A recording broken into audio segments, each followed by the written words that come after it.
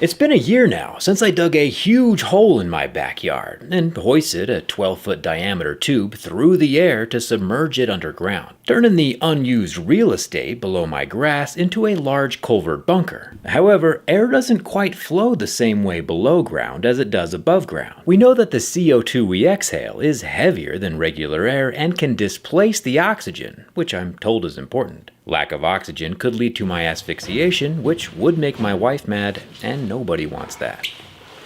Playing around deep holes is rather dangerous. Back in the day, they would bring literal canaries down into the coal mines to let the miners know if it was dangerous or not. If the birds got sick or died, the miners would know it was time to leave the mines. My local pet shop wouldn't sell me any live canaries, so we've just been blowing air into both the entrances to make sure there's enough circulation that we have the oxygen we need. But I'm pretty sure that method is overkill. Today we've hooked up legitimate air monitoring sensors, and we're gonna see if 3 people working down here for the day is enough to move the CO2 meter or the oxygen meter. OSHA says any level below 19.5 is dangerous, and currently we're sitting above 20, which is very normal for outside air. And our CO2 meter should stay below 2,000 parts per million, and so far we're fine. Today we're also gonna try to find a way to condition the air, since down here it sits at a pretty hoodie-worthy 50 degrees continuously. It's consistently cozy down here, and we're gonna try to warm it up a bit. The heater we'll be installing doubles as an AC unit. It's EcoFlow's most powerful portable heat pump called the Wave 3. We'll also be building out the kitchen, since we gotta multitask if we want to finish before winter, or before civilization collapses, whichever comes first.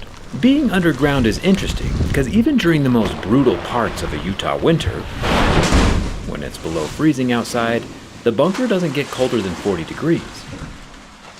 And in the hottest parts of summer, when it's almost 100 degrees above ground, the bunker peaks at a relatively cool 60 degrees Fahrenheit. Livable for sure, but adding some heat would make it more cozy. However, heat requires either fuel or energy, both of which, in an actual apocalyptic scenario, we'd have a limited supply of either, especially this far underground. We're using insulated ducting to hopefully help preserve some of the heat that we create as we pipe it through the bunker. Eventually, we'll probably have to insulate the walls of the bunker itself, or stock up on a bunch of good-looking sweaters. Now that we have the cylindrical bunker in the ground, we realize that one of the biggest problems that we have is that the bunker is cylindrical, which means that every single piece for the cabinetry that we have to cut has some kind of radius attached to it. Hey, that's not bad. Okay. Nice work. We've taken the general diameter of the circle and used a string and a permanent marker, which will hopefully get us close enough.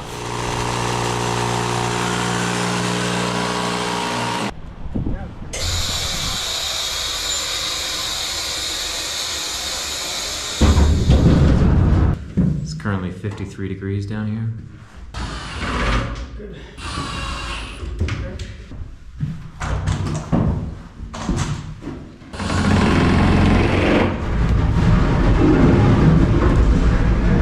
We're trying to use as much reclaimed material as possible. Like, we had 2 avenues that we could take when building out this underground bunker.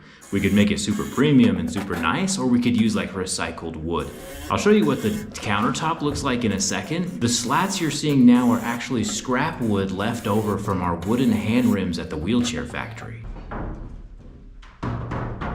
We also just snagged these pre-built cabinets from Home Depot to speed up the counter making process. For obvious reasons, we can't light any kind of fire to stay warm down here. We could use an old school electric resistive heater, where for every 1 watt of electricity, we get 1 watt worth of heat. However, nowadays with our more advanced human technology, we have something called a heat pump, which has a 1:3 energy ratio, meaning for every watt of energy that goes in, I get 3 watts worth of heat energy coming back out. It just so happens that EcoFlow makes the most powerful portable air conditioner on the market, called the EcoFlow Wave 3. Normally this unit is used for tent camping, car camping, or small RVs, but we're going to try it out here in the bunker. 660 watts of electricity goes in, but 2,000 watts worth of heat comes out. Thanks to that 1-to-3 energy conversion we get using the phase change of the internal R290 refrigerant.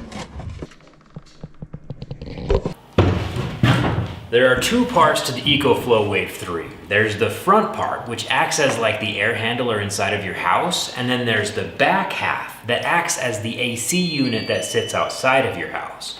My arm is rested on the power button, and it's turning on, which is perfect timing because it can output both hot and cold air from this vent here. So if you're just trying to warm up a tent or a single room outside your RV, pipe this into your window and you're good to go. However, if you have it set up in a more permanent area, like we do here inside of the bunker, turning it back off, this is nice and warm, then you have to do something with the exhaust air, which is back here. We have to have an external intake and an external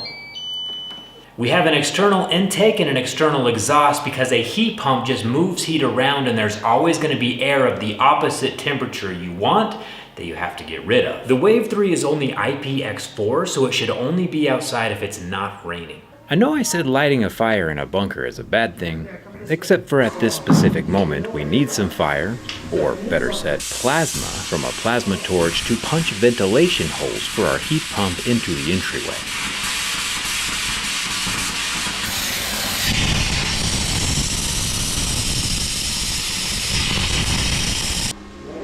Ready, set, go!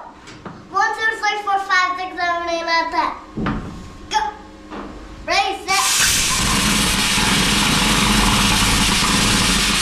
We cut the large conduit holes with a plasma cutter to eject out the excess air into the elevator shaft, while just circulating the interior air to be warmed up inside of the bunker. The plasma cutter is running off of the 240 volts from the EcoFlow Delta Pro 3.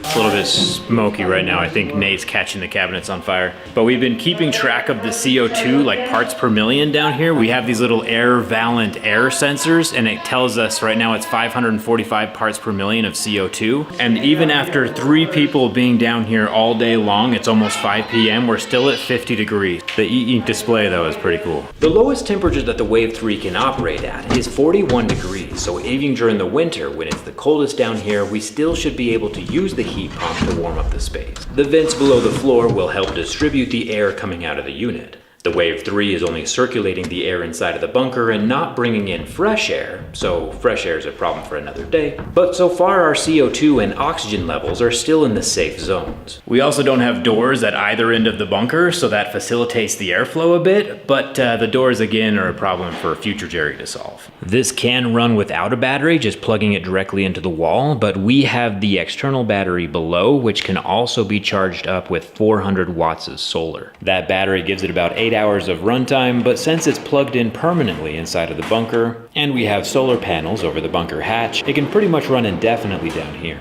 This can be controlled and remotely monitored by an app, but it does not need an app or the internet or the grid to even function, which makes it perfect for the bunker. EcoFlow gave us a 5% discount for the Wave 3 if you buy before May 25th, and I'll leave that code down in the video description. For the countertops, we want to do something a little more special, and recycling an old basketball court from Tentview High School here in Utah sounds pretty fun. We got this board for 30 bucks off of Facebook Marketplace, and I don't think anyone's made a countertop out of a basketball court before, but it should be an interesting project. You know what the top of a basketball court looks like, but on the underside there's support boards here and little rubber feet. These help, I guess, cushion, you know, the people playing basketball on top. Either way, those parts have to come off for the countertop. Again, we decided to use technology from the future for the stovetop. Gas stoves are about 40% efficient and wouldn't work in our bunker anyway. Traditional electric coil style burners are 75% efficient, which is fine, but induction stovetop burners, like the one we are installing, are 90% efficient. And using induction means we will use up less of our battery bank and solar panels when we prepare our macaroni and cheese. Michael Jordan ain't the only one cooking on this basketball court. I'll see myself out. It is made here in the USA though. Now it's going underground. Induction does require a steel or stainless steel pan though. If a magnet doesn't stick to it, it probably doesn't work for induction.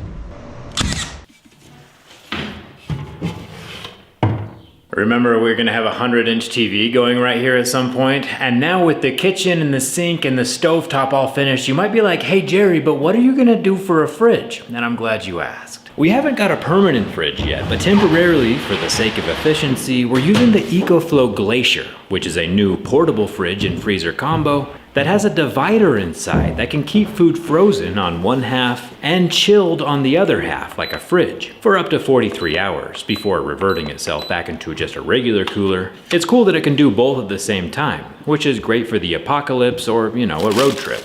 It has an optional internal battery where you can add 110 watts worth of solar so it can stay cool indefinitely. And my favorite part is that it can be opened from either side. EcoFlow is offering the same 5% discount on the portable fridge if you order before May 25th, and I will leave that link in the video description. Doing a quick heat test with the Wave 3, it's currently outputting 114 degrees Fahrenheit. And we have a thermal camera that can get a reading on each of the vents.